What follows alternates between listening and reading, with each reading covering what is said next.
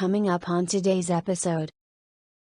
Extra, extra, read all about it. Extra. Good day, everyone, here at the computer once again. Some of you may recognize this young lady. Bonus points if you do. It's been a while. I think this was done in 2019, I believe. I think that's what it said.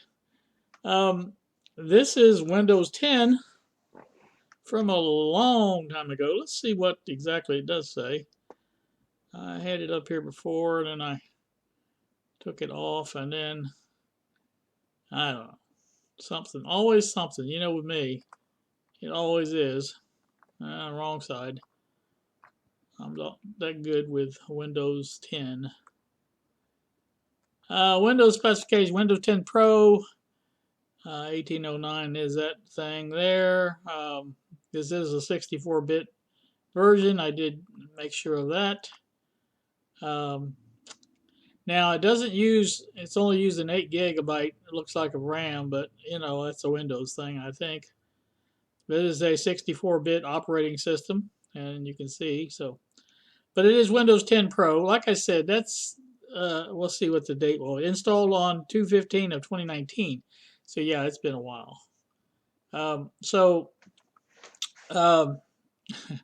What it is, you may recall in the last video when I was doing all the work to the computer, putting the graphics card in, all that stuff, and the extra hard drive. And I did do that, but unfortunately, one of the drives that I installed, the 320 gigabyte hard drive, did not work.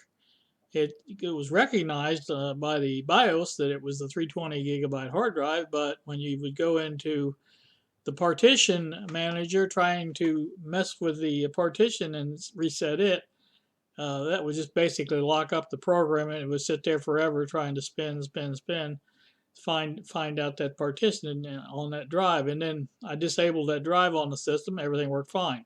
So that led me to believe that obviously it was a bad drive. Long story short.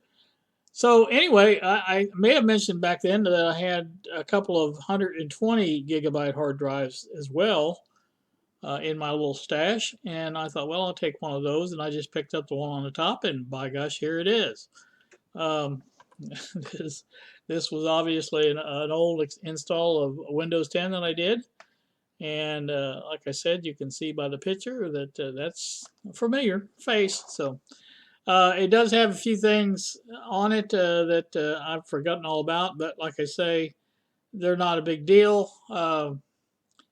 I did remove quite a few of the ones that was on here because I didn't want all the extra crap on here, and that just slows Windows down. You guys know that. But one of the things I left on here is this one here. Yeah, Videopad. You guys remember that. So I thought, well, we could play around with it a little bit if we wanted to. This is a licensed version. I don't know how new it is, but it was working fine back when I used to use it, so it probably still works just fine. Again, I can always download Shotcut if I need to. But one or the other, I'm going to make this video out of that and do it from there. Now, I am using the ShareX screen capture, same as I did on Windows 11. And this seems to be working well right now. Now, I did have a problem with it at first. Could not get the audio, and that was just my stupidity, my, you know, not knowing how to set it up. And once I did that, and I got to Googling on it, and it took me a while to find it, but once I found it, it's been working fine. What it was recording the screen just fine, but it wasn't doing the audio. It wasn't picking up the microphone on my webcam, which is what I use. So, but now it is, obviously. So, anywho, nothing much more to say about it than that.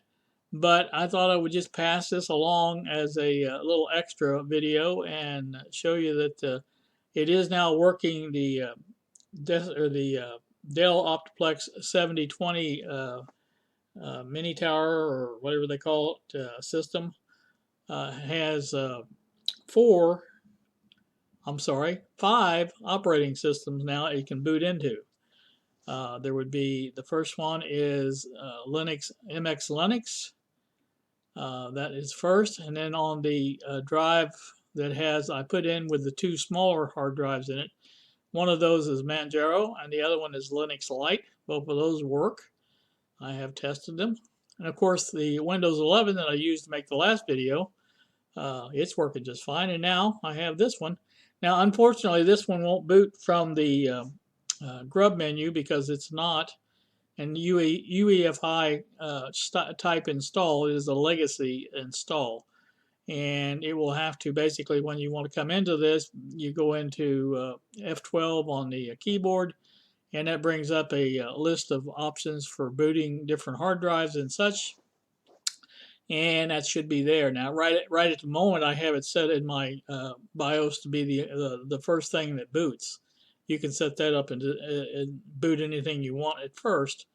And once you do that, then it will boot into that and not boot into anything else, unless it's, like I said, MX Linux is what I usually have it set to, and from there I can go into Manjaro, Linux Lite, or Windows 11. So most of that's, I probably won't use this that much, but I thought in case I want to play with this or that, and somebody's liable to have a question about this or that, and I think I like to have a working system that I can go in and get an answer to it, and it's just it's nice to have the option, I guess is what I'm saying.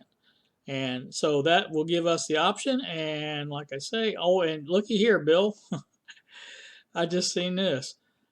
You remember this, I'm sure, if it ever comes up. Oh, there it is. Windows Movie Maker. Yeah, it says Windows 10. It works fine on there too. But you can see it works just fine on Windows 11 before I pointed it out, and it works fine here too. So, like I said, there you go. I have Paint 3D, and I don't know exactly what they did. It seems to me that that was a special version that would remove backgrounds for Windows 10 version, I believe. I can't be assured, but like I said, I think that's what it was.